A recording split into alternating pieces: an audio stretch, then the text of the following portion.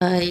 இப்போ பார்த்தீங்கன்னா, நம்ம உலர்ந்த திராட்சைய பத்தி தாங்க பார்க்க போறோம். உலர்ந்த திராட்சை வந்துட்டு ரெகுலரா எடுத்துக்கோங்க. பார்த்தீங்கன்னா, இது வந்து நைட்ல ஊற வச்சிடணுங்க தூங்குறதுக்கு முன்னாடி. காலையில எழுந்து வெறும் வயித்துல வந்து அந்த தண்ணியும் குடிச்சிட்டு ஒரு 4 நாள் சாப்பிட்டுட்டு வாங்க.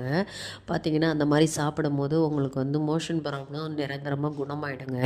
அப்புறம் பார்த்தீங்கன்னா, உங்களுக்கு வந்து கழுத்து வலி, இந்த நடுமுதுகு வலி அதெல்லாம் வருது இல்லைங்களா? அது எல்லாத்துக்குமே வந்து மோஷன் ப்ராப்ளம் தாங்க காரணம்.